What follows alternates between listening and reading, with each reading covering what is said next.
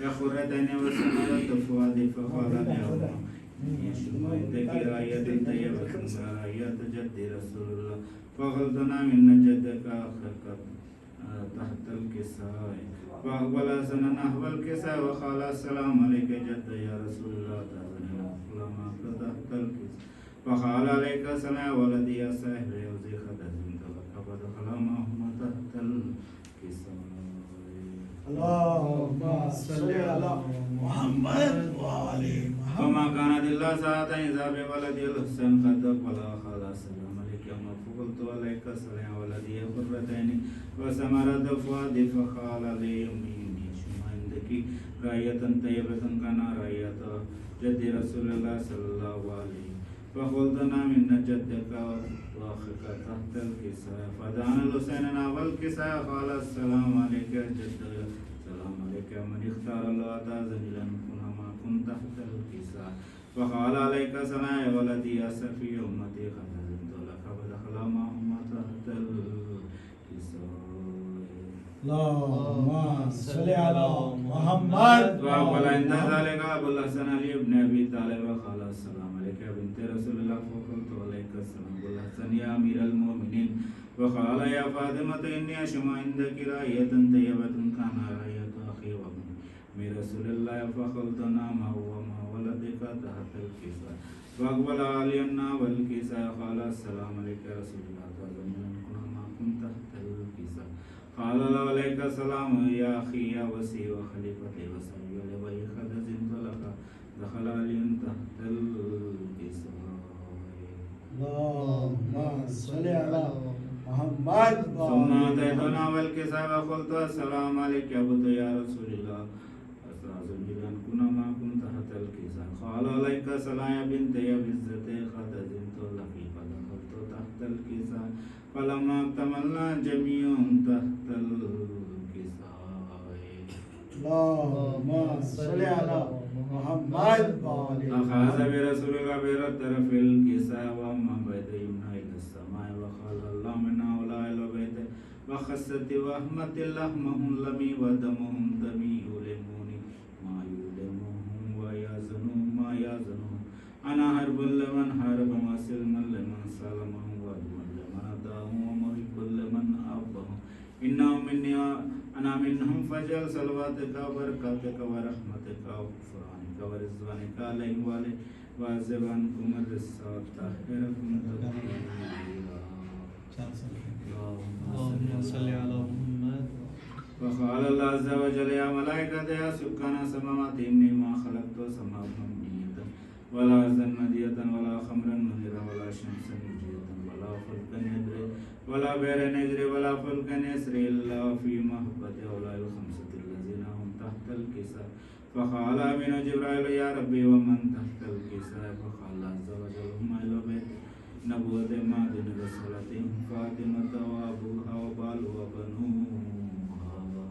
اللهم صل على محمد. فقال جبرائيل يا ربي أتأذن لنا بدل الله زلهم ما سادسا فقال الله نعم قد أذنت لك فبطل أمين جبرائيل وقال السلام عليك يا رسول الله لا يكره السلام ويخص بالتحيات والإكرام ويقول لك وعزتي وجلالي إني ما خلقت سماء مبنية ولا أرضا مدية ولا خمرا منيرا ولا شمسا مجية ولا فلكا يدري ولا بئرا يجري ولا فلكا يسري إلا لأجلكم محبتكم فقد أذن لنا ندخل معكم فالتأذن يا رسول الله فقال رسول الله عليك السلام يا من الله إنهم نام قد أذنت لك فدخل جبرائيل معنا تحت الكساء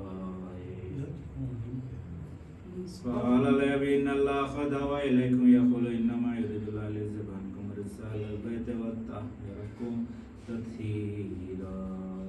اللهم صل على محمد. فقال علي لأبي يا رسول الله أخبرني ما لجلوسنا هذا تحت الكساء من الفضل عند الله فقال نبي والذي بعثني بالحق نبيا واصطفاني برسالته نجي ما ذكر خبرنا هذا في محفل من محفل أهل الذي وفيه جميع مشيتنا ومحبين الله ونزلت عليهم الرحمة وعفت بهم الملائكة واستغفر الله إلى تفرق فقال علي عزا والله فزنا وفزاشية بالباب فقال نبيا سنيا لي والذي بعثني بالحق نبيا واصطفاني برسالة نجيا ما ذكر خبرنا هذا في محفل من محفل الذي وفيه جميع مشيتنا ومحبنا فيه مهموما إلا وفرج الله همه ولا همه إلا وكشف الله همه ولا طالب حاجاته إلا وخزى الله حاجته فقال لي إذا والله فزنا وسويدنا وكذلك شيئتنا فوز وسويد في الدنيا والآخرة ورب الكعبة اللهم صل على محمد وآل محمد اللهم صل على محمد وآل محمد اللهم صل على محمد وآل محمد فاتحة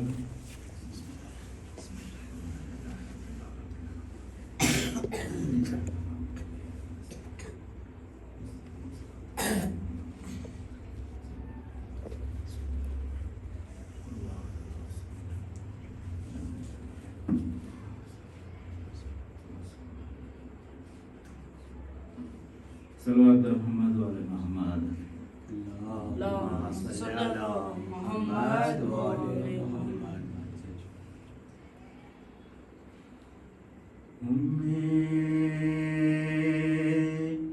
رباب بیٹھی شہیدی کی قبر پر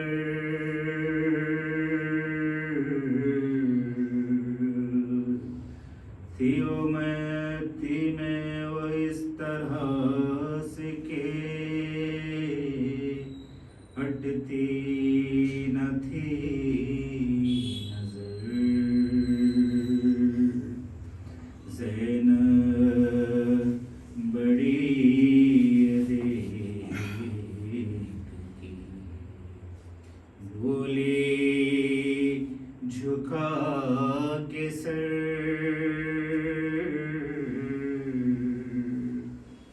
اٹھیے بہت ہے دور کا بھابی ابھی سفر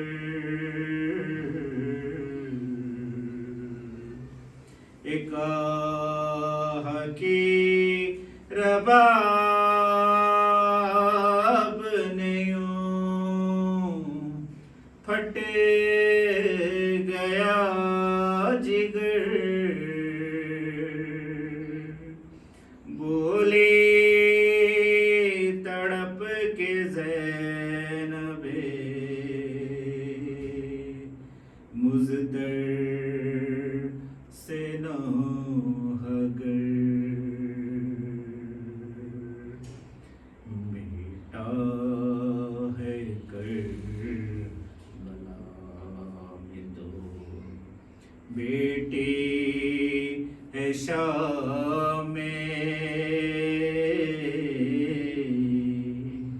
کیجے دعائے بار گائے خاص و عام میں سو جاؤں میں بھی قبر شہ تشنکا میں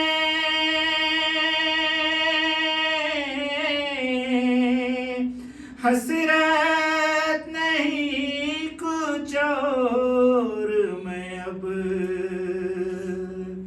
جی کے کیا کروں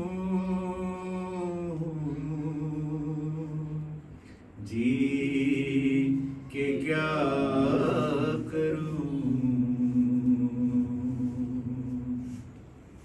اصغر سدھارے سامنے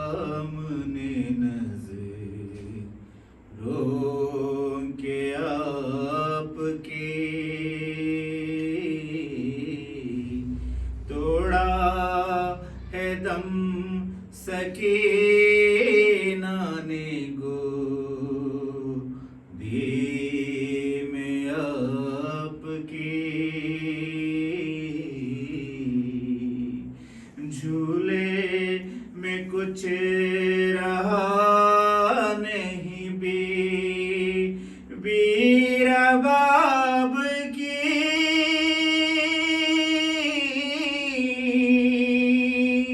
یہ آ گیا ہے دور میں اب جی کے کیا کروں جی کے کیا کروں جس سے تھا زندگی میں اجالا چلا گیا 6 ماہ جس کو گود میں پالا چلا گیا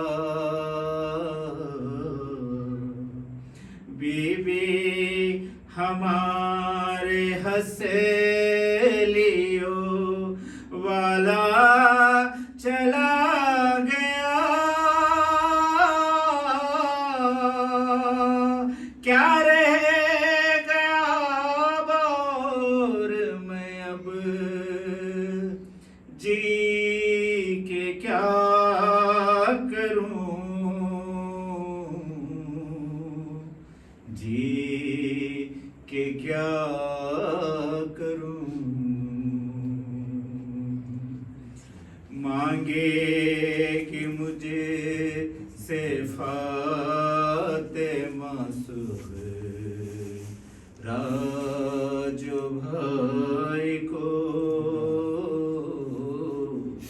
دوں گی جواب کیا میں بھلا ہم ستائی کو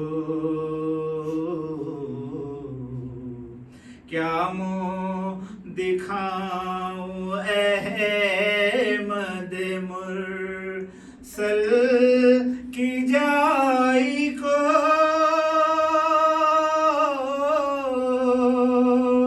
میں جی چکی بس اور میں اب جی کے کیا کروں جی کے کیا کروں شوہر ہے میرے ساتھ نہ بیٹا ہے ساتھ میں دیکھوں میں کس کی راہ جیوں کس کی آس میں کیا رہ گیا ہے جسم کی بوسی دسانس میں میں جی چکی بس اور میں اب جی کے کیا کروں جی کے کیا کروں بیوہ حسن کی خوب راسی بیٹی اجڑ گئی اوروں کا کیا خدا آپ کی گودی اجڑ گئی زہرا کے گھر بطول کھیتی اجڑ گئی خود سوچئے باور میں اب جی کے کیا کروں جی کے کیا کروں کب سے کھڑے ہوں آس لگا اے میرا ہمیں جاؤں کہاں بتائے سا لے تباہ ہمیں شک ہو کہ لے لے مجھے کو بھی اپنی پناہ میں یہ دست ظلم و جور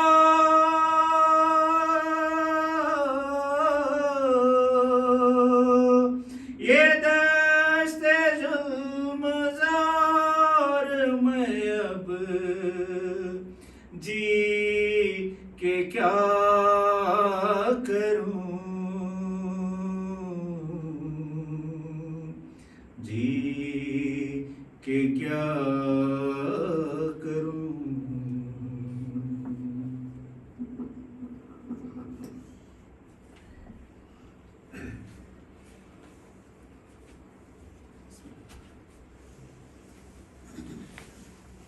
خوشنودی امام زمانہ بلندر سلوات اللهم صل على محمد وآل محمد اللهم صل على محمد وآل محمد اللهم صل على محمد وآل محمد وعجل فرجهم.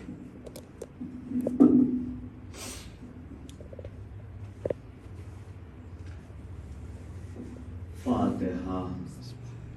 اعوذ باللہ من الشیطان الرجیم.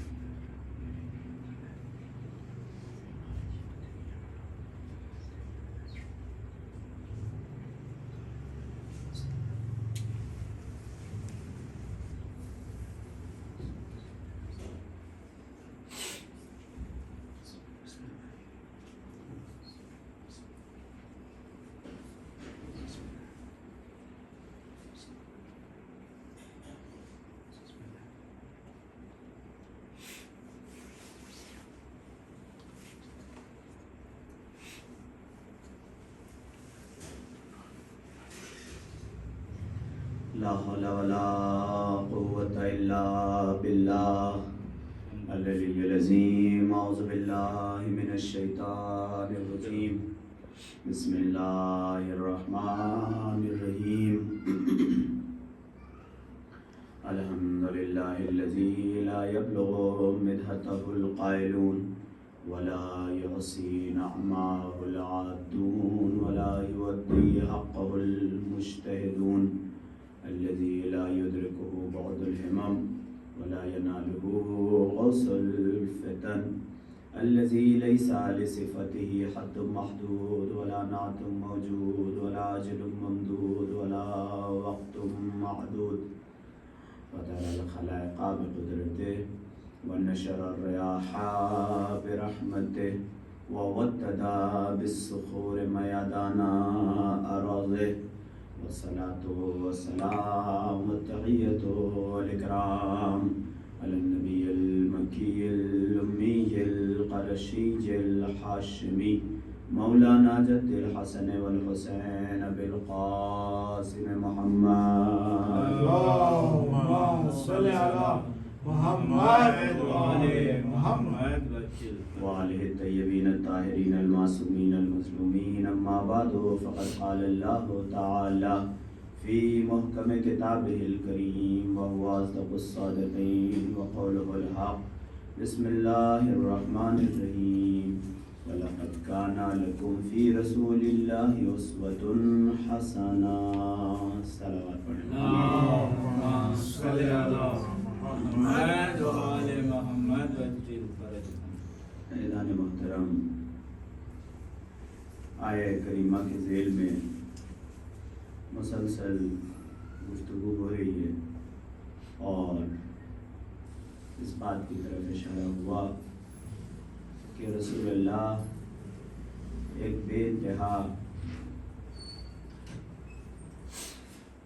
جاہل معاشرے میں، جسے جاہلیت کا زمانہ کہا جاتا ہے، اس میں تشریف لائے،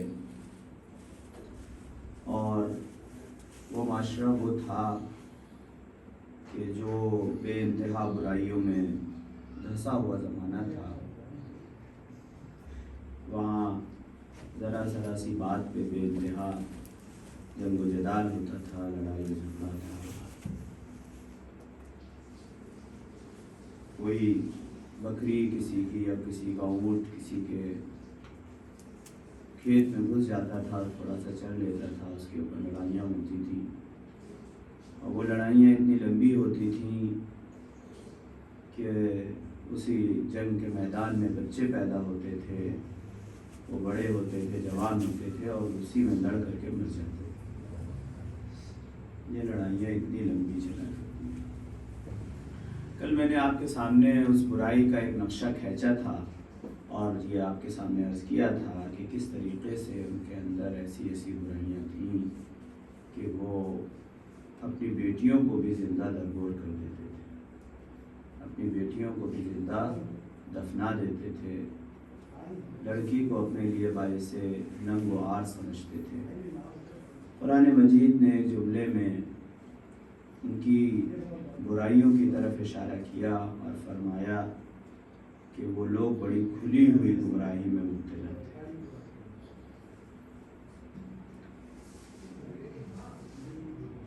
میں نے آپ کے سامنے کل یہ عرض کیا کہ وہ کون سا فلسفہ تھا اور وہ کون سی ایسی تعلیم تھی کہ جس کی بنیاد پہ رسول اللہ نے صرف 23 برس میں اس جاہلیت کے ماحول کو بدل دیا.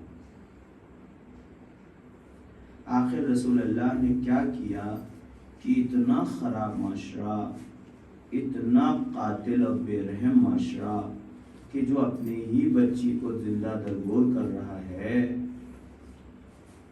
اس کو کیسے رسول اللہ نے بدل دیا، اور اتنا بدل دیا کہ صرف اب اپنی ہی بیٹی کے لیے نہیں، غیروں کی بیٹی کے لیے بھی اس کے دل میں شفقت کا دل دھڑکنے لگا. تو میں نے آپ کے سامنے عرض کیا کہ سب سے پہلے رسول اللہ نے یہ دیکھا کہ وہ بنیاد کیا ہے کہ جس کی بنیاد پر برائیاں پھیلتی ہیں، وہ منبع کہاں کیا ہے کہ جس کی بنیاد پر یہ معاشرہ اتنا زیادہ برا ہو گیا ہے.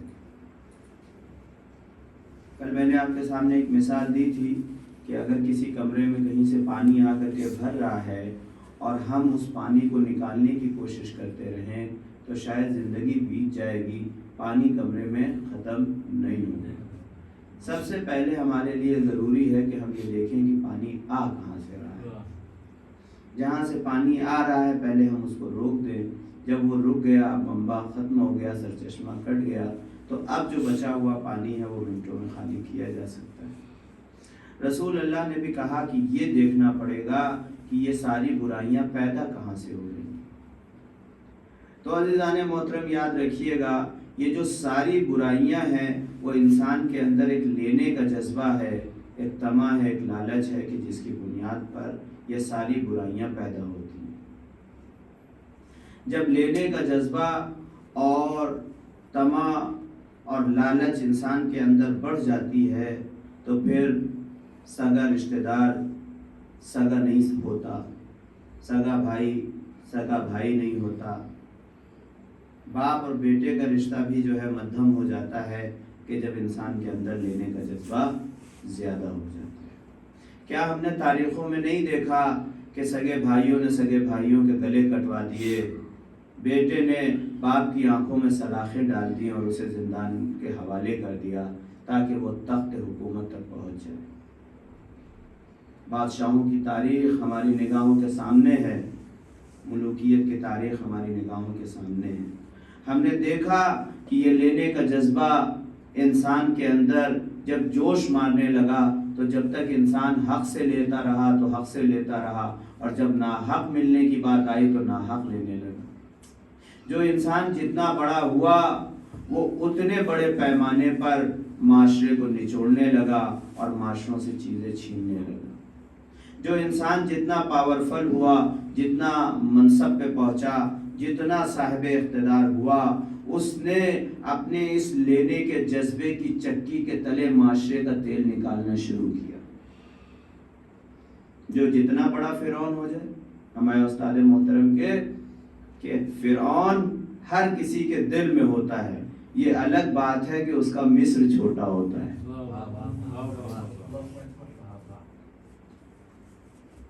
لہذا ضروری ہے کہ انسان اپنے اندر کے فرعون کو کنٹرول میں رکھے۔ تو عزیزان محترم، یہ انسان کا ایک لینے کا جذبہ ہے کہ بس وہ انسان یہ سوچتا ہے کہ ہمیں مل جائے، ہمارے ہاتھ آ جائے، ہمیں اقتدار مل جائے، ہمیں ثروت مل جائے، ہمیں دولت مل جائے، ہمیں مال مل جائے، ہمیں متاع مل جائے۔ یہ ساری چیزیں انسان یہ سوچتا ہے، اور اسی کے تحت وہ معاشرے میں ظلم و زیادتی برپا کرتا ہے۔ رسول اللہ نے کہا کہ یہی لینے کا جذبہ اگر دینے کے جذبے سے بدل جائے گا تو معاشرے میں امن قائم ہو جائے گا۔ بے شک۔ دیکھیں میں ایک مثال دے دوں۔ کبھی کبھی ایسا ہوتا ہے کہ بڑی بڑی مجلسیں ہوتی ہیں اور بڑے بڑے سیرت نبی کے جلسے ہوتے ہیں، مقرر تقریر کرتا رہتا ہے، ہزاروں کا مجمع ہو، سارا کا سارا بیٹھا رہتا ہے، کوئی پریشانی نہیں ہوتی، سارے کے سارے لوگ بیٹھے ہوئے ہیں، سب سن رہے ہیں، ہمتن گوش ہیں، مولانا کیا کہہ رہے ہیں۔ لیکن جیسے ہی مجلس ختم ہوتی ہے اور تبرک بٹنے کی نوبت آتی ہے اور ذرا سا دل میں یہ خیال پیدا ہو جاتا ہے کہ تبرک کم ہے، مجمع زیادہ ہے، تو پھر آپ بتائیے کیا ہوتا ہے۔ اب کوئی کسی کو کونی مار رہا ہے، کوئی کسی کو دھکا دے رہا ہے، بزرگ کہہ رہے ہیں آج کل کر کے نوجوانوں کے اندر ذرا بھی تمیز نہیں ہے، وہ ہمیں دھکا دے رہے ہیں۔ نوجوان یہ چاہتے ہیں کہ ہمارے پاس قوت ہے، سب سے پہلے ہم تبرک لے لیں، چونکہ کیا پتہ تبرک کم ہو جائے، چونکہ مجمع زیادہ ہے۔ بھئی جہاں پر امید ہے، ان کو پتہ ہے کہ یہاں پہ تبرک گھٹ نہیں سکتا، وہاں تو کوئی مسئلہ نہیں ہوتا، سب آرام سے بیٹھے رہتے ہیں۔ لیکن جہاں سے ذرا سا شک ہو جاتا ہے، پھر وہاں آپ دیکھیے ایک ایسے لوگ ایک دوسرے کو دھکا دینا شروع کرتے ہیں، چاہتے ہیں کہ بس کسی صورت سے پہنچ جائیں۔ یہ لینے کا جذبہ ہے انسان کے اندر کہ جو یہ چاہتا ہے کہ بس کسی صورت سے ہمیں مل جائے۔ اب وہ جو بانٹنے والا ہے وہ بڑے اطمینان سے بانٹ رہا ہے، اس کو کوئی پریشانی نہیں، چونکہ اس کے اندر لینے کا جذبہ نہیں ہے، وہ تو دینے کے لیے کھڑا ہی ہوا ہے، لہذا اس کو کوئی پریشانی نہیں، وہ دے رہا ہے۔ جو لینے والے ہیں وہ پریشان ہے کسی صورت سے ہمیں مل جائے۔ اور پھر کہیں کہیں پر آپ نے ایسا بھی دیکھا ہوگا، اور اپنی یادداشت پہ زور ڈالیے تو آپ کو یاد آئے گا کہ بچپنے میں یا کبھی ایسا ہوا ہوگا کہ آپ کو دیکھنے کو ملا ہوگا کہ کچھ لوگ تو بانٹنے والوں سے اپنی رشتہ داریاں وہیں پہ جتلانے لگتے ہیں۔ ارے ماموں ہمیں یاد رکھیے گا، یعنی ہمیں پہلے دے دیجئے۔ وہ کہے چچا سلام علیکم، وہ کہے بھیا سلام علیکم، اور بھائی کیسے ہیں، سب خیریت ہے؟ یہ جو خیریت پوچھ رہے ہیں یہ خیریت نہیں پوچھ رہے ہیں، وہ کہہ رہے ہیں کہ پہلے ہمیں دے دو۔ صلوات پڑھے محمد والے محمد۔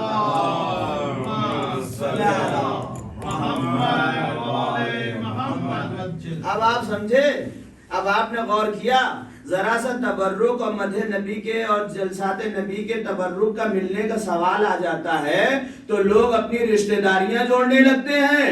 اگر بعد رسالت کسی جگہ کے ملنے کا سوال پیدا ہو جائے، صلوات پڑھ دے محمد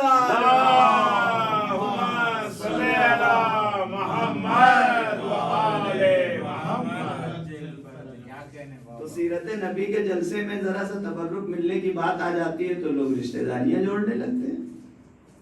تو اب اگر بعد رسالت تخت خلافت ملنے کی بات آ جائے تو کیا رشتہ داریاں نہیں جوڑی جائیں گی؟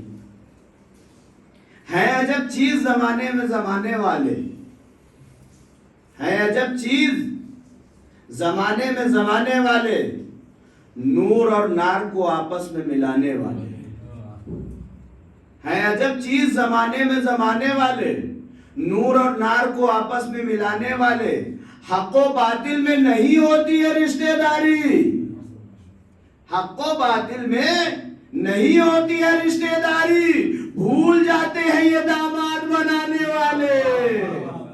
صلوات پڑھیں محمد والے اللہم صلی علی محمد و آل محمد۔ ایک اور صلوات پڑھیں محمد۔ اللہم صلی علی محمد و آل محمد۔ تو اب رشتہ داریاں جوڑی جانے لگتی ہیں تاکہ بس ہمیں مل جائے، یہ لینے کا جذبہ ہے کہ جو پریشان ہے۔ اچھا اگر آپ دینے والے وہاں پہ دو کر دیں، ایک گیٹ سے بڑھ رہا تھا، آپ نے ایک اور گیٹ کھول دیا کہ اب ادھر سے بھی بڑھ رہا ہے، تو آپ یہ بتائیے کہ جو بے چینی اور پریشانی اور فساد اور چیخ و پکار ہے وہ آدھی ہو جائے گی کہ نہیں ہو جائے گی؟ فوراً آدھی ہو جائے گی۔ کچھ لوگ ادھر ہو جائیں گے، کچھ لوگ ادھر ہو جائیں گے، چونکہ بانٹنے والے دو ہو گئے، امن قائم ہو گیا۔ اب اگر یہی بڑھتے چلے جائیں، دینے والے زیادہ ہوتے چلے جائیں، تو آپ بتائیے کہ معاشرے میں پوری طریقے سے امن ہوگا کہ نہیں ہوگا؟ رسول اللہ نے یہی کیا کہ اگر اس دینے کے جذبے کو، اگر اس لینے کے جذبے کو دینے کے جذبے سے بدل دیا جائے تو معاشرے میں پوری طریقے سے برائیاں ختم ہو جائیں گی۔ ایک صلوات پڑھ دیں محمد والے۔ صلی علی محمد محمد۔ دیکھیں یہاں تک میں آپ کو بات سنا چکا تھا، یہ میں نے تھوڑا سا اضافہ کر کے آپ کو بتایا ہے تھوڑا سا تفصیل کے ساتھ، لیکن یہاں تک میری بات آ چکی تھی کہ رسول اللہ نے اس طریقے سے اس لینے کے جذبے کو دینے کے جذبے سے بدل دیا کہ رسول اللہ نے کہا کہ جو کچھ بھی تم یہاں کرو گے یہ ختم ہونے والا نہیں ہے۔ ایک مثال دی تھی نا کہ ایک بچہ ہے، وہ بچے سے آپ کہیے کہ بیٹا یہ کھلونا اپنے چھوٹے بھائی کو دے دو تو کبھی راضی نہ ہوگا، لیکن آپ ایک بڑا کھلونا لے کر کے آئے، آپ نے کہا بیٹا یہ چھوٹا کھلونا اور معمولی سا کھلونا دے دو تو یہ بڑا کھلونا دیں گے، تو اب وہ بڑے کھلونے کے لالچ میں اپنا چھوٹا کھلونا دے دے گا۔ رسول اللہ نے یہی فلسفہ پیش کیا مسلمانوں کے سامنے اور یہ کہا کہ آج دنیا میں جو کچھ بھی تم راہ خدا میں خرچ کر دو گے، راہ الہی میں دے دو گے، چاہے وہ عزت کے نام پر ہو اور چاہے وہ محنت کے نام پر ہو، چاہے وہ دولت کے نام پر ہو، چاہے وہ وقت کے نام پر ہو، تو وہ ضائع ہونے والا نہیں ہے، چونکہ ان اللہ لا یضیع اجر المحسنین، اللہ نیکیاں کرنے والوں کے اجر کو ضائع نہیں کرتا بلکہ بڑھا کر کے دیتا ہے۔ جو بھی نیکیاں لے کر کے آئے گا تو اللہ 10 گنا اور اس سے بھی کہیں زیادہ بڑھا کر کے دے گا۔ تو اب جس کو بھی یقین ہوتا ہے کہ ہم یہ جو 2 رکعت صبح کی نماز کا وقت ہوتا ہے 2 منٹ کا، یہ راہ خدا میں دے دیں گے تو یہ ضائع ہونے والا نہیں ہے، بلکہ اس سے بہتر صورت میں مجھے دیا جائے گا۔ یہ جو خمس کے نام پر ہم نکال دیں گے یہ ضائع ہونے والا نہیں ہے، یہ اس سے بہتر صورت میں ہمیں جنت میں عطا کیا جائے گا۔ یہ جو صدقے کی صورت میں ہم جو کچھ خرچ کر دیتے ہیں یہ ضائع ہونے والا نہیں ہے، یہ سب ہمیں ملنے والا ہے۔ نام حسین پہ اگر ہم نے خرچ کر دیا، چاہے اپنی عمر کا کچھ حصہ خرچ کر دیا، چاہے اپنی جیب سے کچھ خرچ کر دیا، تو یہ ضائع ہونے والا نہیں ہے بلکہ اس سے بہتر صورت میں ملنے والا ہے، تو وہ بڑی آسانی سے خرچ کرتا ہوا نظر آ جاتا ہے۔ جن کو یقین ہوتا ہے وہ اس طریقے سے خرچ کرتے ہوئے نظر آتے ہیں۔ تو میں نے یہاں پر ایک بات کہی تھی کہ ظاہر سی بات ہے، آپ دنیا میں کہیں پہ چلے جائیے، آپ مسلمانوں کو دیکھیں گے تقویٰ کرتے ہوئے، آپ مسلمانوں کو دیکھیں گے نمازیں پڑھتے ہوئے، آپ مسلمانوں کو دیکھیں گے روزے رکھتے ہوئے، آپ مسلمانوں کو دیکھیں گے سفر حج پہ جاتے ہوئے، یہ ساری چیزیں کرتے ہوئے دیکھیں گے، اور ان سے پوچھیں گے بھائی یہ کیا کر رہے ہو، اس کا کوئی فائدہ ہے؟ تو کہیں گے بھائی اللہ نے یہ کہا ہے، اس کے بدلے میں وہ ہمیں جنت دے گا، اس کے بدلے میں وہ ہمیں جنت دے گا۔ لیکن اب کیا کیا جائے کہ جب انسان روز محشر جنت کے محشر میں پہنچے گا اور جنت سجی ہوئی دلہن کی طرح نظر آ رہی ہوگی، اور وہ دوڑتے ہوئے جنت کے دروازے پہ پہنچے گا تو دیکھے گا ایک قفل لٹکا ہوا ہے۔ گھبرا کر کے مسلمان کہے گا میرے پروردگار یہ تالا کیسا؟ کیا یہ جنت ہمارے لیے نہیں بنائی گئی ہے؟ آواز آئے گی کہ نہیں، جنت تو مسلمانوں کے لیے بنائی گئی ہے۔ اے میرے پروردگار یہ تالا کیسا لگا ہوا ہے؟ کہا بھئی تالا ہے تو چابی سے کھل جائے گا، جس کے پاس چابی ہے وہ کھول کر کے چلا جائے۔ یہ میں نے کل آپ کو سنایا تھا عزیزان محترم، تھوڑا سا دوسرا رنگ دے کر کے سنا دوں۔ کچھ مسلمان کہیں گے پروردگار تو ایک چابی کی بات کرتا ہے، ہمارے پاس تین تین چابیاں، کھولیں گے اور چلے جائیں گے۔ پر انہوں نے نکالا ایک چابی، پتا چلا بڑی بوڑھی سی چابی ہے، لے کر کے لگایا تو ایسی چرچرانے لگی جیسے غار میں کوئی رو رہا ہو۔ صلوات پڑھے محمد والے محمد۔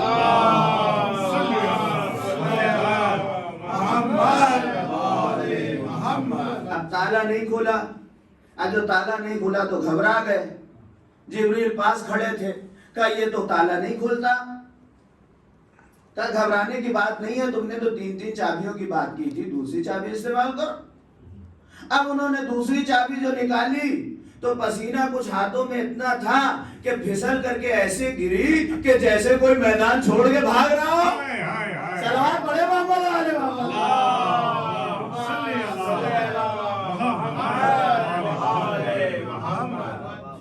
اور دوسری چابی بھی جو ہے وہ ناکام ہو گئی، اور تیسری چابی ایسی تھی، اتنا زنگ کھائے ہوئے تھی، اتنا زنگ کھائے ہوئے تھی کہ وہ تالے میں لگاتے ہی چرچرانے لگی، اور اس نے بھی جو ہے کام نہ کیا۔ اب ظاہر سی بات ہے کہ مسلمان خفا ہو گیا، غصہ ہو گیا، میرے پروردگار تو ایک چابی کی بات کرتا تھا، یہاں تین تین چابیاں لے کر کے آئے اور پھر بھی تالا نہ کھلا۔ تو ممکن ہے آواز آئے کہ دیکھو تالا ہے میرا بنایا ہوا، چابی بھی میری ہی بنائی ہوئی لگے گی۔ یہ اپنی بنائی ہوئی چابیاں کیوں لے کر کے آئے؟ جب انسان چابیاں لے کر کے آتا ہے اپنی بنائی ہوئی کسی دوسرے کے تالے پہ، تو الٹا اس کے اوپر فرد جرم عائد ہو جاتا ہے کہ یہ تو فراڈ آدمی لگتا ہے، یہ اپنی چابی کیوں بنا کے لے کے آیا ہے؟ لہذا چابی ہماری بنائی ہوئی لگے گی۔ تو یہاں تک ہماری بات ہو گئی تھی عزیزان محترم۔ اب مسئلہ یہ ہے کہ یہ چابی ہے کیا جس سے جنت کا تالا کھلے؟ اب مسئلہ یہ ہے کہ یہ چابی ہے کیا کہ جس سے جنت کا تالا کھلے؟ دیکھیے یہ بات میں نے کوئی یہ جوک نہیں ہے عزیزان محترم، یہ بہت سیریس بات ہے۔ اگر آپ اس پہ غور کریں گے تو آپ کو پسینہ چھوٹ جائیں گے۔ تینوں چابیوں پہ لعنت۔ تو اگر آپ اس پہ ذرا سا غور کر لیں گے تو انسان کے پسینے چھوٹ جائیں گے، چونکہ رسول اللہ نے یہ فرما دیا ہے، سیدھی سیدھی بات ہے، اور یہ صرف ہماری کتابوں میں نہیں ہے، تمام عالم اسلام کی کتابوں میں ایک متفق علیہ حدیث ہے، ایک متفق علیہ جو سارے لوگوں کی کتابوں میں، اور وہ کیا ہے کہ میرے بعد میری امت میں 73 فرقے ہوں گے، 73 فرقوں میں سے صرف ایک ہی فرقہ جنت میں جائے گا۔ میرے بعد 73 فرقے ہوں گے، 73 فرقوں میں صرف ایک ہی فرقہ جنت میں جائے گا۔ اے میرے رسول، آپ تو رسول رحمت ہیں، وما ارسلناک الا رحمت للعالمین، ارے 3 لوگوں کو 3 فرقوں کو جہنم میں بھیجیے، کم سے کم 70 فرقوں کو جنت میں بھیجوانا چاہیے آپ کو۔ تو رسول کیا آواز دیں گے؟ رسول کہیں گے کہ بھائی چاہتا تو میں بھی یہی ہوں، لیکن اب کیا کیا جائے کہ حق تو صرف ایک ہی ہوتا ہے۔ باطل کے راستے مختلف ہوتے ہیں لیکن حق ایک ہی ہوتا ہے، چاہے کوئی بھی ہو، چاہے کہیں پر بھی ہو، اگر حق بولے گا تو ایک ہی آواز ہو۔ میں نے کہا 2 کتنا ہوتا ہے؟ آپ نے کہا 4۔ آپ سے پوچھوں گا تو آپ بھی کہیں گے 4، ان سے پوچھوں گا وہ بھی کہیں گے 4، چاہے جہاں چلا جاؤں گا اگر وہ حق بولے گا تو وہ کہے گا 4۔ انہوں نے کہا مولانا صاحب آپ سب سے پوچھ رہے ہیں 2 کتنا ہوتا ہے، آپ خود بتائیے 2 کتنا ہوتا ہے۔ ہم نے کہا اگر وہی بتاؤں جو پورا مجمع بتا رہا ہے تو مولوی کس کام کا؟ لہذا ہم نے کہا بھائی 2 تو 5 ہوتا ہے۔ کیا ہے مولانا صحیح بتا رہے ہیں آپ؟ ہم نے کہا اگر 5 نہیں ہوتا تو 6 ہوتا ہوگا، 6 نہیں تو 7 ہوتا رہا ہوگا۔ اب جو بھی اپنی طرف سے کچھ بھی بتانا چاہے گا تو بہت کچھ بتا سکتا ہے، لیکن اگر حق جواب دینا چاہے گا تو وہ بس ایک ہی ہوگا اور 4، اس کے علاوہ کچھ نہیں ہو سکتا۔ معلوم یہ ہوا کہ حق کا راستہ بس ایک ہوتا ہے، باطل کے راستے ہزاروں ہوا کرتے ہیں۔ اسی لیے آیت الکرسی میں ارشاد ہوا اللہ ولی الذین آمنوا یخرجہم من الظلمات الی النور. ظلمات کی لفظ آئی تو ظلمات کے مقابلے میں انوار آنا چاہیے تھا، لیکن اللہ نے کہا کہ تاریکیوں اور گمراہیوں اور باطل سے نکال کر کے نور کی طرف لاتا ہے. اے میرے مالک تو نے نور لفظ واحد کیوں استعمال کیا؟ آواز آئے گی چونکہ حق صرف ایک ہوتا ہے لہذا بھی نور واحد ہی استعمال ہوگا. ایک صلوات پڑھ دیں.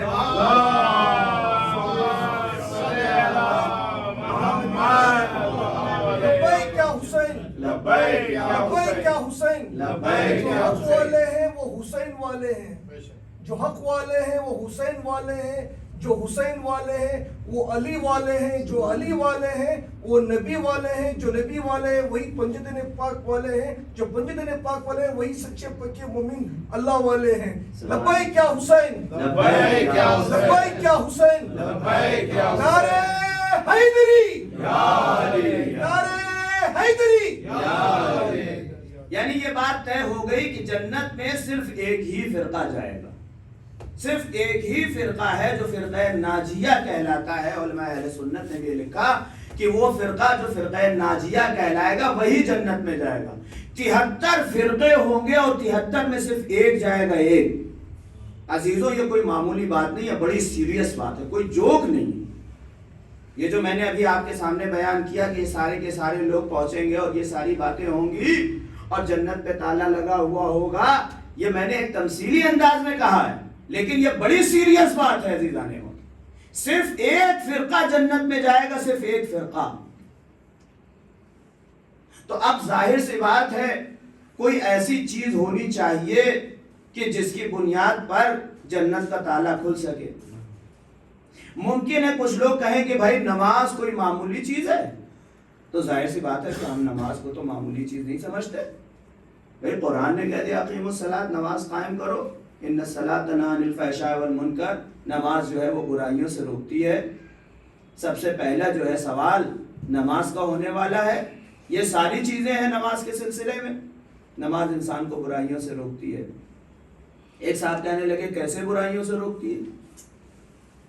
تو دیکھیے یاد رکھیے گا کہ رہبر معظم نے اس کی بہت اچھی مثال دی، اور انہوں نے کہا کہ جب انسان سفید کپڑا پہن لیتا ہے، اس کو خوب سفید لباس آپ پہنا دیجئے تو پھر وہ ہر جگہ نہیں بیٹھے گا.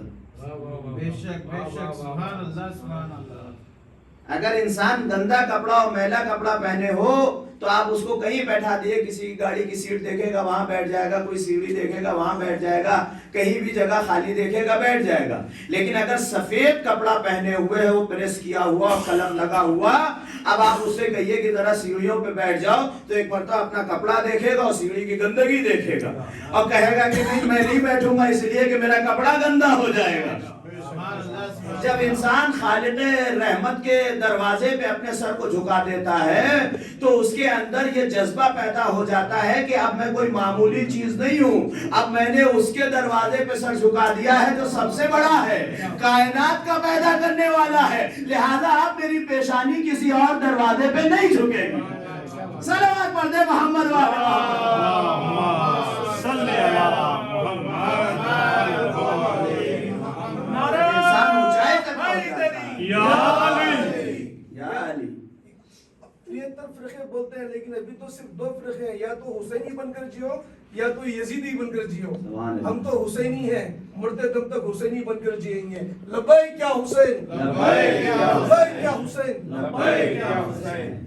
تو یاد رکھیے کہ جب انسان اونچائی تک پہنچ جاتا ہے تو ہر چیز اس کو ہیچ نظر آتی ہے. کھرے جو بنتے تھے کھوٹے دکھائی دیتے ہیں، ملے دلے ہوئے گوٹے دکھائی دیتے ہیں. کھرے جو بنتے تھے کھوٹے دکھائی دیتے ہیں، ملے دلے ہوئے گوٹے دکھائی دیتے ہیں. اور کیا ہے جب سے درے بوتراب پر سجدہ، بڑے بڑے مجھے چھوٹے دکھائی دیتے ہیں.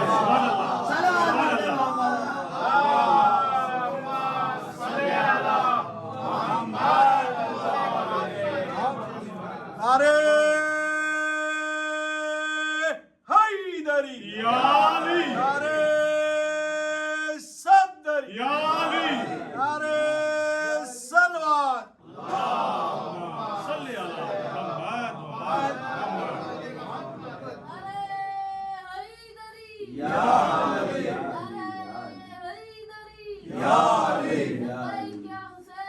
लब्बैक या हुसैन, लब्बैक या हुसैन, लब्बैक या हुसैन। तो अज़ीज़ान मोहतरम ये याद रखिएगा, इंसान को जो नमाज बुराइयों से बचाती है वो इस तरीके से बचाती है कि उसके अंदर ये एहसास खुद ही पैदा हो जाता है कि अब हम कोई मामूली चीज़ नहीं है, हमने खुदा के सामने सर को झुका दिया। इसीलिए कहने वाले ने क्या खूबसूरत बात कही कि वो कि जो खुदा के सामने झुक जाता है वो किसी के सामने नहीं झुकता, और जो खुदा के सामने नहीं झुकता वो हर किसी के सामने झुकता हुआ नजर आता है। शायर मशरक अल्लामा इकबाल ने आवाज दी, हरीम तेरा खुदी गैर की माज अल्लाह, दोबारा जिंदा न कर कारोबार लातो मनाद।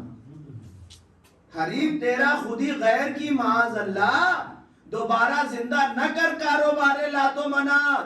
वो एक सजदा जिसे तू गिरा समझता है, हजार सजदों से देता है आदमी को निजात। सलावत पढ़ते मोहम्मद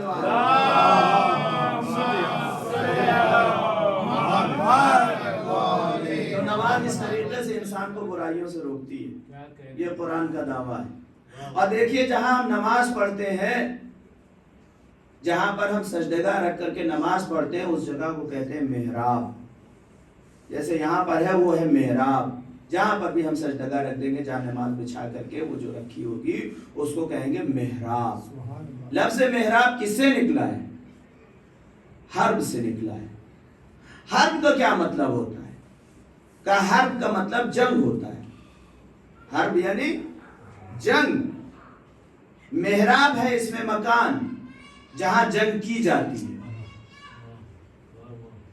मेहराब का मतलब है इसमें मकान जहां पर जंग की जाती हो, जैसे मीजान जहां पर वजन किया जाता है।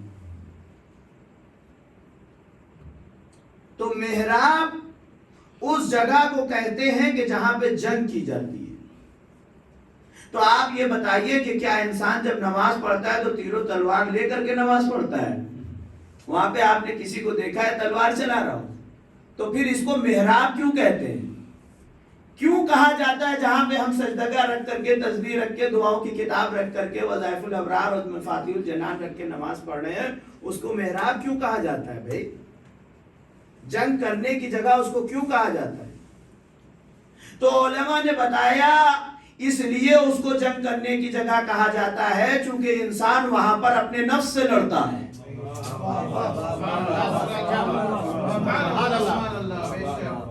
अपने नफ्स से इंसान लड़ता है, अपनी बुराइयों से लड़ता है।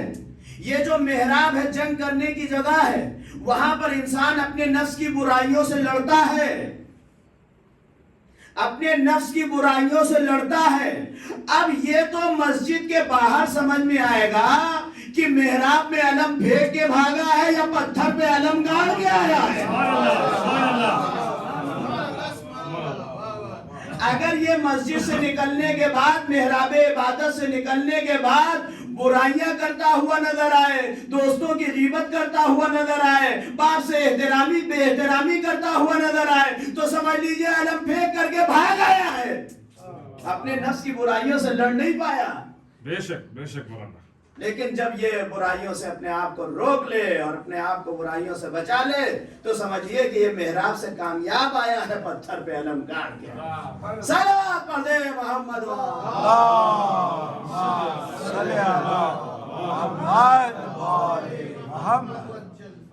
नारे हैदरी। तो ये याद रखने की चीज है कि मेहराब का मतलब है जंग करने की जगह। वहां पर इंसान अपनी बुराइयों से जंग करता है। जब बुराइयों से हमने जंग किया तो जीते हैं कि हारे हैं, इसका फैसला मस्जिद के बाहर होगा। अगर हमारे अंदर वही बुराइयां हैं मस्जिद से निकलने के बाद जो पहले थी, तो इसका मतलब है कि हम ठीक से जंग लड़ करके नहीं आए। और अगर हम सुधर गए हैं तो इसका मतलब है कि पत्थर पे अलम गाड़ करके आए, अली वाले बन करके आए। और अजीजों एक बात और आपसे कह दूं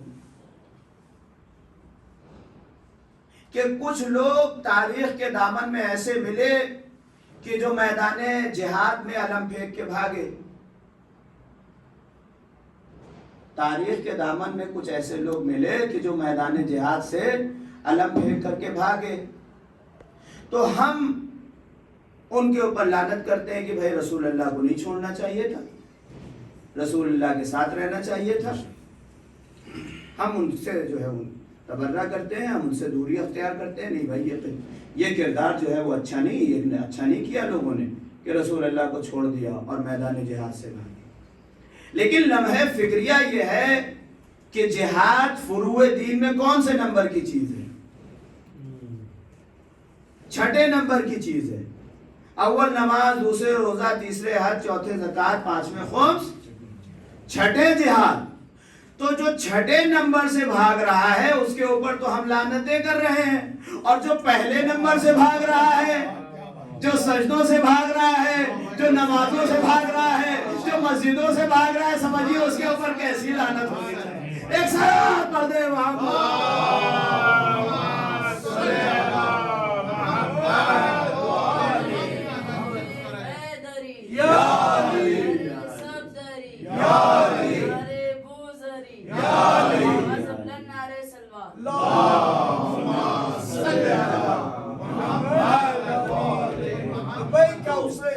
لبیک یا حسین, لبیک یا حسین, شاست حسین, بادشاہ است حسین, دین است حسین, دین پناہ است حسین, ندائے روحی روح است حسین, اسم اللہ ذات است حسین, سرداد نادات دست در دست یزید, حقا کے بنا لا الہ الا است حسین. لبیک یا حسین, لبیک یا حسین, نعرے حیدری.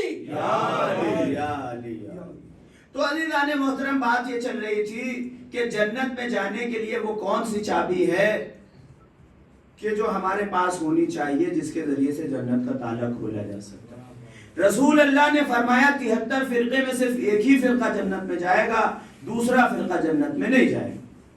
اب یہاں پر ہمارے لیے یہ لمحہ فکریہ بنتا ہے کہ ہم اس میں غور کریں اور سوچنا شروع کریں کہ وہ کون سی چیز ہے کہ جو جنت میں جانے کا باعث بن سکتی ہے.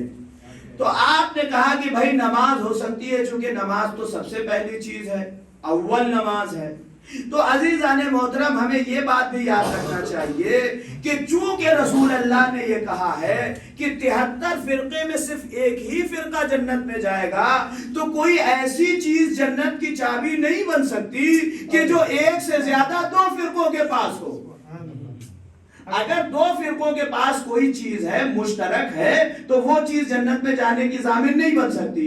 اس لیے کہ اگر وہ چیز معیار قرار پائے گی تو یہ 2 فرقے جنت میں جانے چاہیے.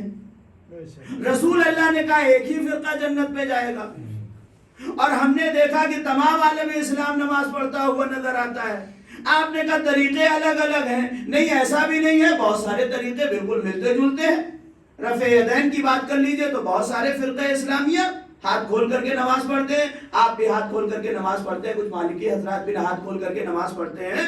تو عزیزان محترم, ایک ایسی چیز کہ جو ایک سے زیادہ 2 فرقوں میں ہو, وہ چیز باعث نجات نہیں بن سکتی. کیوں نہیں بن سکتی؟ اس لیے نہیں بن سکتی کہ رسول اللہ نے کہا 73 فرقے میں ایک ہی فرقہ جنت میں جائے گا. تو کوئی ایک یونیک ہی چیز ہونی چاہیے نا, ایک ایسی چیز ہونی چاہیے کہ جو صرف ایک ہی فرقے کے پاس ہو, دوسرے فرقے کے پاس نہ ہو. یہ مسئلہ ہے عزیزان محترم. اچھا, پہلے تو آپ یہ طے کر لیجئے کہ امت کہتے کسے ہیں. رسول اللہ نے یہ فرمایا کہ میری امت میں 73 فرقے ہوں گے. تو آپ پہلے یہ طے کر لیجئے کہ امت میں کون کون ہے.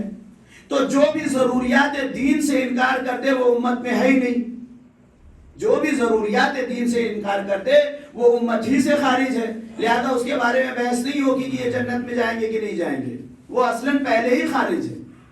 اگر کوئی انسان نماز کو نہیں مانتا ہے, کوئی انسان نماز کا انکار کرتا ہے, ایک آدمی ہے کہ نماز نہیں پڑھتا ہے, اس کی بات دوسری ہے, وہ گناہگار ہے.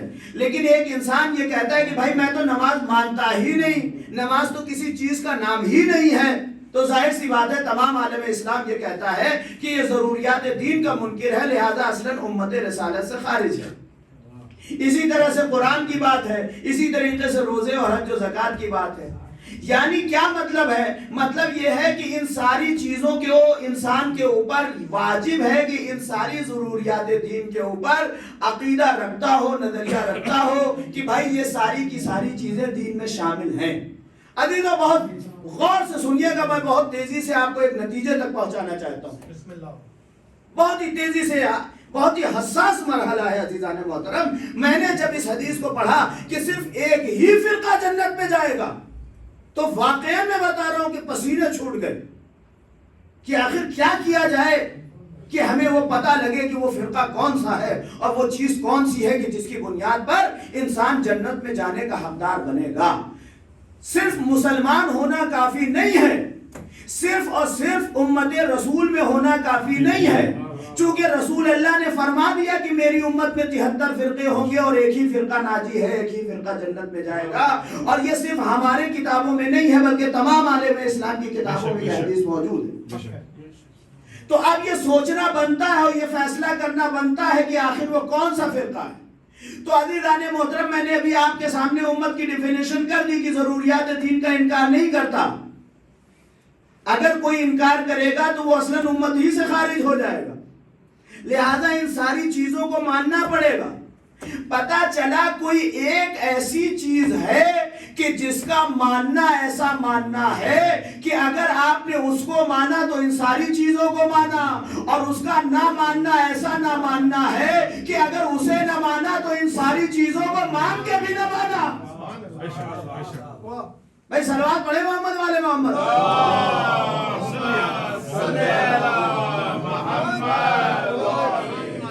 بھائی نماز کا آپ انکار نہیں کر سکتے، روزے کا آپ انکار نہیں کر سکتے، خمس و زکوٰۃ کا آپ انکار نہیں کر سکتے، حج کا انکار نہیں کر سکتے، قرآن کا انکار نہیں کر سکتے، کعبے کے قبلے ہونے کا انکار نہیں کر سکتے۔ یہ ساری چیزیں آپ مان رہے ہیں، تو کوئی ایک ایسی چیز ہونی چاہیے نا کہ جس کا ماننا ایسا ماننا ہے کہ اگر آپ نے اس کو مان لیا تو ان ساری چیزوں کو مان لیا، ان ساری چیزوں کا ماننا آپ کے لیے مفید ہو جائے گا۔ اگر اسے نہ مانا تو ان ساری چیزوں کو مان کر کے بھی نہ مانا، کوئی چیز ایسی ہونی چاہیے نا۔ تو اب آئیے قرآن کی بارگاہ میں چلتے ہیں اور ڈھونڈنا شروع کرتے ہیں، یا اللہ کوئی ایسی چیز ہے کہ جس کا ماننا ایسا ہو کہ اگر اس کو مان لیا تو ساری چیز جو ہم مان رہے ہیں وہ پاورفل ہو جائیں، اور اگر اس کو نہ مانا تو اس کا نہ ماننا ایسا ہو کہ سب کچھ مان کے بھی نہ مانا، یعنی نماز مانی مگر اسے نہ مانا تو گویا نماز نہ مانا، روزے رکھتے رہے مگر اسے نہ مانا تو گویا کوئی روزہ نہ رکھا۔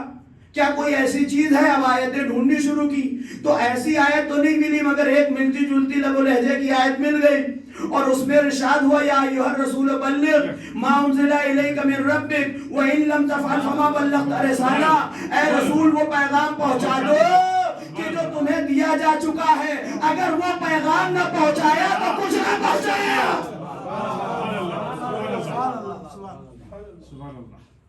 غدیر کے دشمنوں پہ لعنت۔ اب دیکھیے یہ بات مل گئی ہے، ایک آیت مل گئی ہے۔ آیت کیا ہے کہ اے رسول وہ پیغام پہنچا دیجئے جو آپ کو بتایا جا چکا ہے، آپ کو پہلے سے بتایا جا چکا ہے۔ بلغ ما انزل الیک من قبلک، وہ پیغام جو آپ کو پہلے سے دیا جاتا ہے وہ پیغام آپ پہنچا دیجئے۔ وَإِن لَمْ تَفْعَلْ فَمَا بَلَّغْتَ رِسَالَةَ، اگر آپ نے یہ پیغام نہ پہنچایا تو کچھ بھی نہ پہنچایا۔ اللہ اکبر، اللہ اکبر۔ دیکھیے میں کسی تفسیر کی بات نہیں کر رہا ہوں، کسی ترجمے کی بات نہیں کر رہا ہوں، کسی منطق و فلسفے کی بات نہیں کر رہا ہوں، صرف اور صرف اگر آپ اس آیت پہ غور کر لیں تو بالکل مطلب واضح ہو جائے گا۔ اللہ نے کیا کہا کہ وہ پیغام جو آپ کو دیا جا چکا ہے وہ آپ پہنچا دیجئے، اگر آپ نے یہ نہ پہنچایا تو کچھ نہ پہنچایا۔ یہ کب کہا جاتا ہے کہ اگر آپ نے یہ نہ پہنچایا تو کچھ نہ پہنچایا؟ یہ کب کہا جاتا ہے؟ مثلا ہمارے دوست ہیں، انہوں نے کہا مولانا ہمارے یہاں چلیے، آپ کو ہم چاہتے ہیں کہ آپ ہمارے گھر تشریف لائیں، ہم ناشتہ لگائیں گے، آپ کے لیے چائے پلائیں۔ بہرحال ہم پہنچ گئے، اتفاق سے ہماری طبیعت ناساز تھی، انہوں نے کوئی مٹھائی لا کر کے ہمارے سامنے رکھی، کہنے لگے یہ کھائیے مولانا۔ ہم نے کہا نہیں بھائی طبیعت آج ٹھیک نہیں۔ کہ مولانا اگر آپ نے یہ نہ کھایا تو کچھ نہ کھایا. تو آپ بتائیے کیا مجھے یہ کہنے کا حق نہیں ہے کہ میں آپ سے کہوں کہ بھائی صاحب آپ نے کھلایا ہی کیا ہے جو آپ یہ کہہ رہے ہیں کہ یہ نہ کھایا تو کچھ نہ کھایا. اگر میں آپ کے گھر گیا, آپ نے ایک مٹھائی رکھی, میں نے انکار کر دیا بھائی نہیں کھا سکتا, آپ نے کہا مولانا یہ نہ کھایا تو کچھ نہ کھایا, تو مجھے یہ پوچھنے کا حق ہوگا نا کہ بھائی صاحب آپ نے مجھے کھلائی کیا کہ جو کہہ رہے یہ نہ کھایا تو کچھ نہ کھایا. لیکن میں آپ کے گھر گیا, آپ نے ایک مٹھائی کھلائی اور پھر دوسری برفی کھلائی اور پھر دال موٹ کھلائی اور پھر چائے میں پلایا, کچھ حلوہ بھی کھلایا, اور پھر جب ہو گیا میں نے کہا بھائی بس ہو گیا میں چلتا ہوں. انہوں نے نہیں مولانا صاحب رکیے ذرا سا ایک سیکنڈ. ہم نے کہا بھائی کیا ہے؟ آپ گئے بڑے اہتمام سے ایک الماری کھولی, اس میں سے ایک ڈبہ نکالا اور بڑے اہتمام سے میرے سامنے لا کر کے رکھا. مولانا یہ میری والدہ نے مجھے بنا کر کے بھیجا ہے اور میں یہ چاہتا ہوں کہ اس میں سے ایک چمچہ آپ کھا لیں. ہم نے کہا نہیں بھائی بہت کچھ کھلا چکے ہیں, میرا پیٹ بھر چکا ہے, میں بالکل نہیں کھاؤں گا. کہا مولانا اگر آپ نے یہ نہ کھایا تو کچھ نہ کھایا. دیکھیے اب بات ہو گئی صحیح, اس لیے کہ آپ ساری چیزیں کھلا چکے ہیں.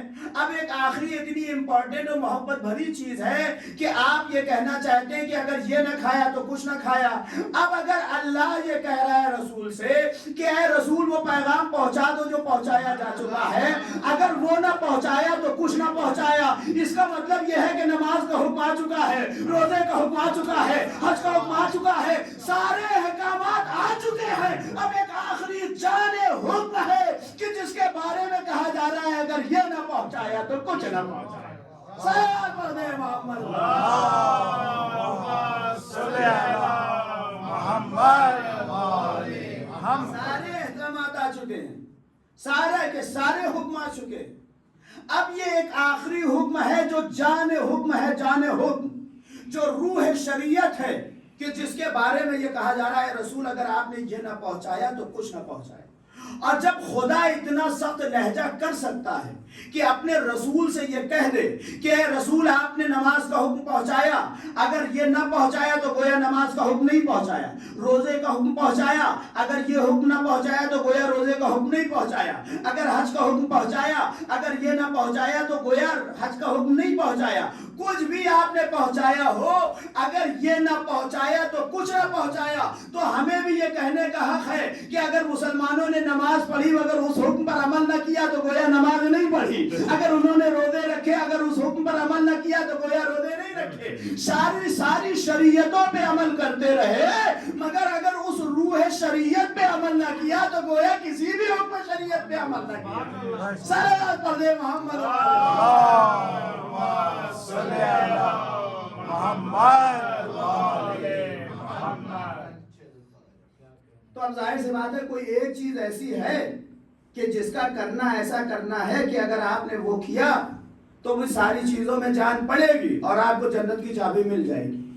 اور اگر آپ نے اسی کو چھوڑ دیا تو گویا کہ شریعت کے کسی حکم پر عمل نہ کیا, آپ کو جنت کے گیٹ سے واپس کر دیا جائے گا.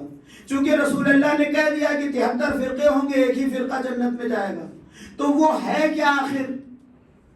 بھئی آیت تو قرآن کی یہ ہے نا کہ یا ایھا الرسول بلغ ما انزل الیک من ربک, اے رسول وہ پیغام پہنچا دو جو تم کو دیا جا چکا ہے. اگر وہ پیغام نہ پہنچایا تو گویا کوئی پیغام کوئی کار رسالت انجام ہی نہ دیا. تو یہ پیغام ہے کیا, کس سے پوچھا جائے؟ ظاہر سی بات ہے کہ جبریل ہے, جبریل آیتیں لاتے ہیں, انہی سے چل کے پوچھا جائے.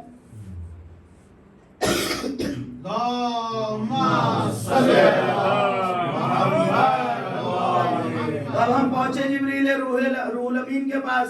آپ سید الملائکہ ہیں, آپ روح الامین ہیں, وحی لاتے ہیں. ذرا آپ ہمیں بتائیے کہ یہ پیغام ہے کیا تاکہ ہمیں جنت کی چابی مل جائے. یہ پیغام ہمیں بتائیے جو روح شریعت ہے. اے جبریل آپ ہمیں بتائیے کہ کیا ہے. انہوں نے کہا بھائی پیغام تو مہر لگا ہوا ہے, پیغام پہ تو مہر لگا ہوا ہے. اب ہم کیا بتائیں کہ پیغام میں کیا ہے.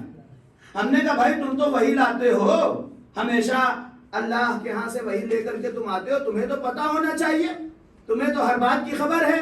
چونکہ اس میں یہی کہا جا رہا ہے کہ جو پیغام دیا جا چکا ہے, اس کا مطلب پہلے یہ پیغام دیا جا چکا ہے تو جب پیغام دیا جا چکا ہے تو تم لائے ضرور ہوگے، تو بتاؤ وہ پیغام کیا ہے، اب تمہیں بتانا پڑے گا۔ بہت غور سے سنیں گے عزیزان محترم، اگر ذرا سی بھی توجہ ہٹے گی تو بات خراب ہو جائے گی، پھر آپ سمجھ نہ پائیں گے۔ تو عزیزان محترم، ہم نے جبرائیل سے کہا کہ بھائی تم پیغام لاتے رہتے ہو، ٹھیک ہے، لب پہ مہر ہے، پیغام میں یہ بات نہیں بیان کی گئی ہے کہ وہ پیغام کیا ہے، مگر آپ ہی تو پیغام لاتے ہیں اور یہ پیغام پہلے سے دیا جا چکا ہے۔ چونکہ اللہ یہ کہہ رہا ہے نا کہ ما انزل الیک من قبلک، جو آپ کے اوپر پہلے سے نازل کیا جا چکا ہے، تو پہلے سے جب آ چکا ہے تو آپ بتائیے، آپ ہی لاتے ہیں۔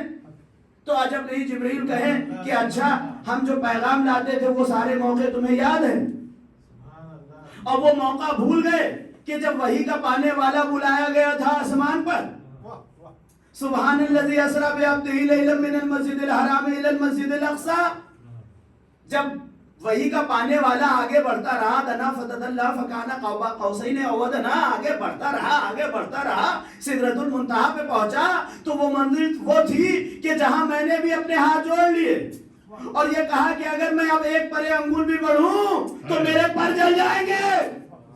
صلوات پڑھے محمد والے محمد۔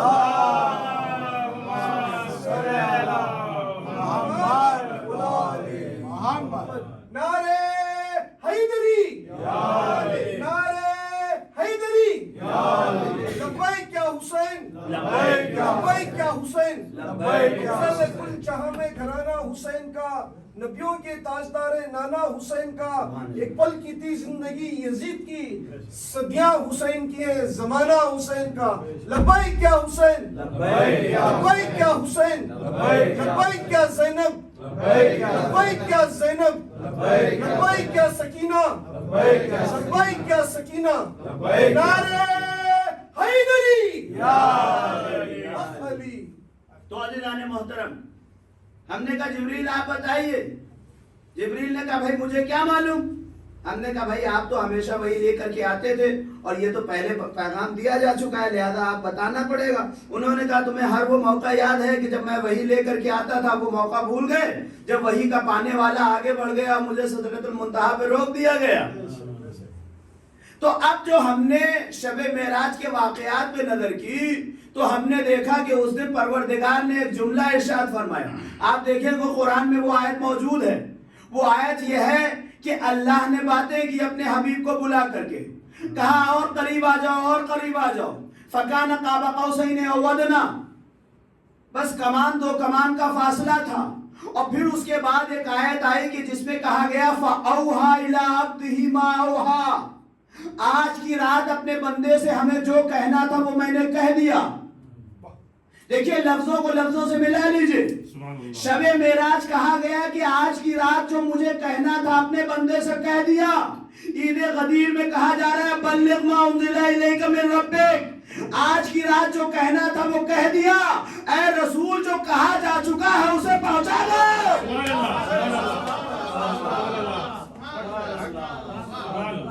پتا چلا کہ غدیر خون کا جو پیغام ہے وہی شب معراج کا پیغام ہے۔ اس رات کہا گیا آج کی رات جو بندے سے مجھے کہنا تھا وہ کہہ دیا، اور عید غدیر میں کہا جا رہا ہے، غدیر خون کے میدان میں کہا جا رہا ہے جو پہنچایا، جو کہا جا چکا ہے وہ پہنچا دو۔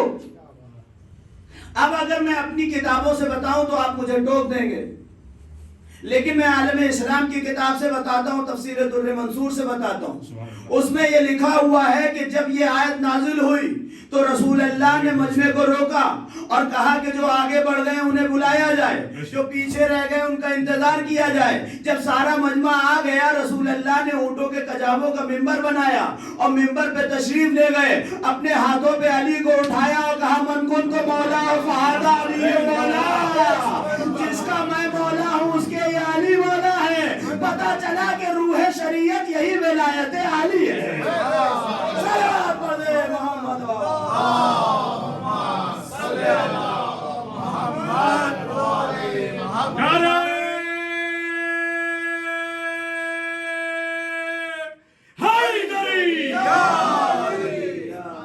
میری جان علی، میرا دل علی، میرے دل کی دھڑکن علی، میری شان علی، میری پہچان علی، میرا دین علی، میری نماز علی، میرا کلمہ علی، میری سانسیں رک جائے گی ایک دن، میری روح بھی کہے گی علی علی علی علی علی علی علی، نعرہ حیدری حق علی۔ تو عزیزان محترم یہ روح شریعت ہے، لیکن یہ بات یاد رہے، یہ لمحہ فکریہ ہے کہ ہمیشہ انسان کو یہ بات یاد رہے کہ اس کا ماننا اور چیزوں کے ماننے کے ساتھ ہے۔ اگر کوئی صرف اور صرف ولایت علی ماننے کی کوشش کرے اور بقیہ چیزوں کو چھوڑ دے تو اس کو بھی جنت کی چابی نہیں ملے گی، لہذا وہ بھی ماننا ہے اور یہ بھی ماننا ہے۔ اور اگر کوئی ایسا ہو کہ جو پوری شریعت کو مان رہا ہو، ولایت علی کو نہ مان رہا ہو، تو اس کو بھی جنت کی چابی نہ ملے، لہذا ساری شریعت پر عمل کرنا ہے ولایت علی کے ساتھ۔ عشق حیدر ہے تو قرآن کی دل آزاری نہ کر، عشق حیدر ہے تو قرآن کی دل آزاری نہ کر، بے عمل رہ کے محبت کی اداکاری نہ کر۔ عشق حیدر ہے تو قرآن کی دل آزاری نہ کر، بے عمل رہ کے محبت کی اداکاری نہ کر۔ اے مسلمان، تجھ سے کہتا ہے یہ پیغام غدیر، تو غدیری ہے تو پھر مقصد سے غداری نہ کر۔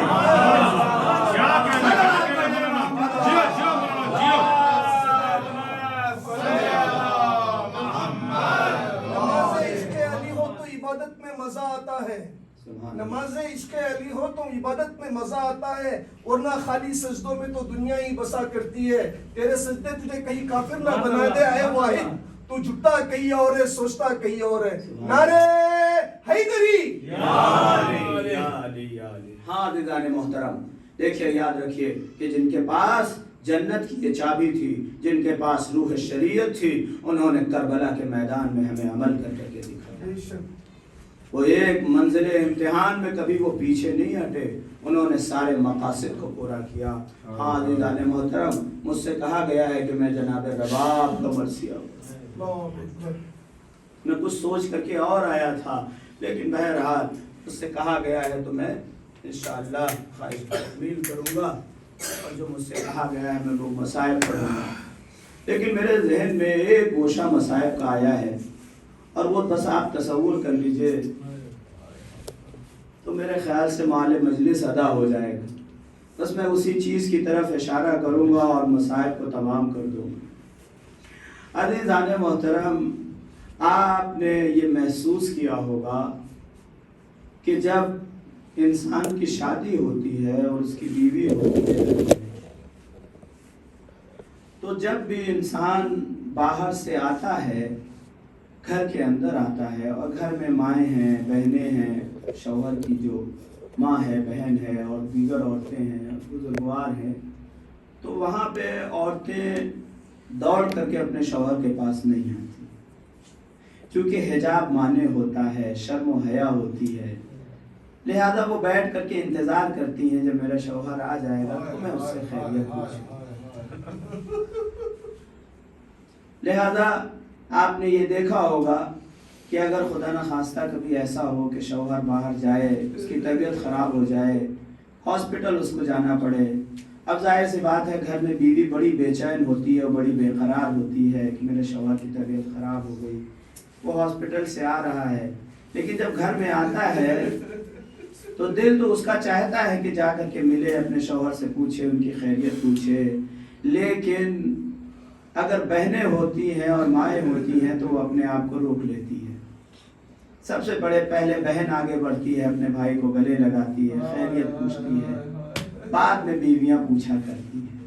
عزیزو، رباب کے اس مرثیے کو بھی محسوس کیجئے، اس مصائب کو محسوس کیجئے کہ جب بھی حسین کربلا کے میدان میں جاتے تھے، تیروں کے سوفاروں کی بارش میں جاتے تھے، زخمی ہو کر کے واپس آتے تھے، تو رباب کسی پشت خیمہ کے پیچھے اپنے آپ کو چھپا لیتی تھی اور چھپ چھپ کے اپنے والی وارث کو دیکھتی تھی۔ زینب دوڑ کر کے آگے بڑھتی تھی، حسین کو گلے لگا دیتی تھی، میرے بھیا یہ زخم تازہ تمہارے بدن پہ کہاں سے آ گیا میرے بھیا؟ مگر رباب گھٹ گھٹ کے روتی تھی،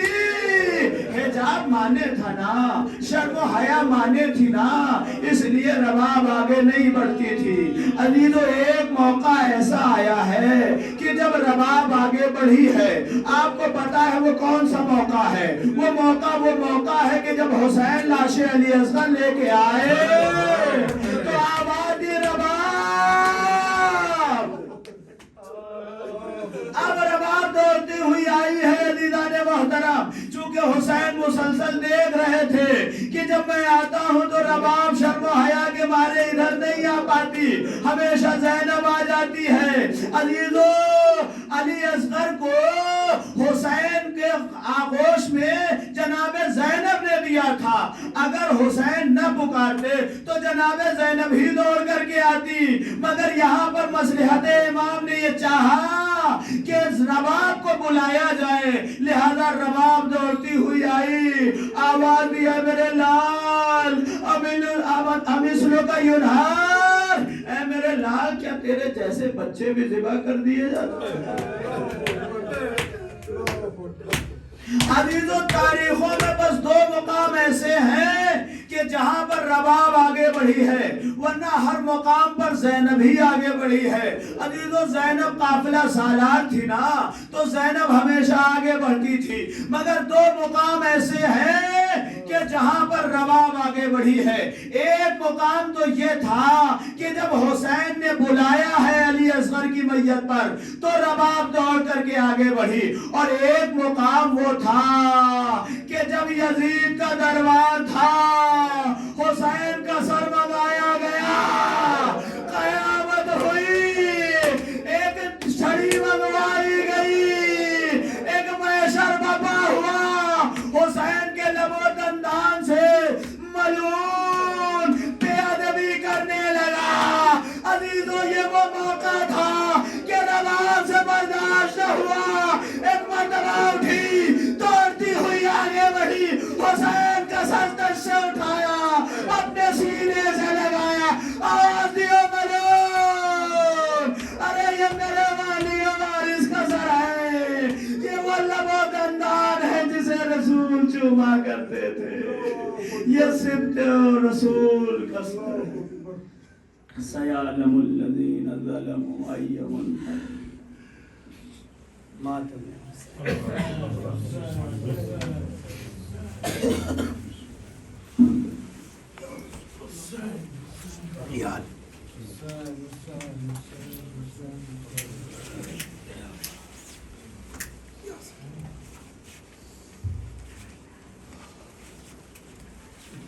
سینا کی نوک سے دروں سے ظلم ڈھایا گیا، سینا کی نوک سے دروں سے ظلم ڈھایا گیا، سینا کی نوک سے دروں سے ظلم ڈھایا گیا۔ بہن کو بھائی کی ہے، بہن کو بھائی کی میت سے یوں اٹھایا گیا، سینا کی نوک سے دروں سے ظلم اٹھایا گیا، سینا کی نوک سے دروں سے ظلم اٹھایا گیا۔ وہ جس نے کیس کو سوارے تھے سامنے اس کے، وہ جس نے کیس کو سوارے تھے سامنے اس کے، پکڑ کر زلفوں سے پکڑ کر زلفوں سے اکبر کا سر اٹھایا گیا، سینا کی نوک سے دروں سے ظلم اٹھایا گیا، سینا کی نوک سے دروں سے ظلم اٹھایا گیا۔ لبے فرات تڑپتے تھے دو کٹے بازو، لبے فرات تڑپتے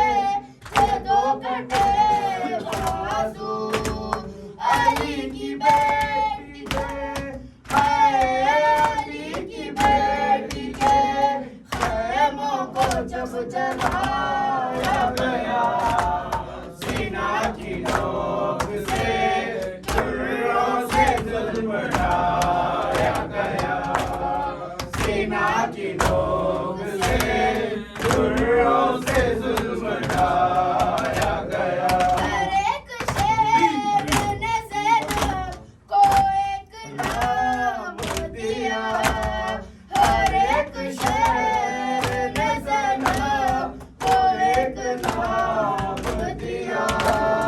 कहीं भी सैयदा है, कहीं भी सैयदा कह कर नहीं बुलाया गया, सीना की नोक से दुर्रों से जुल्म ढाया गया, सीना की नोक से दुर्रों से जुल्म ढाया गया। बहन को भाई की, बहन को भाई की मैयत से यूं उठाया गया, सीना की नोक से दुर्रों से जुल्म ढाया गया, सीना की नोक से दुर्रों से जुल्म ढाया गया।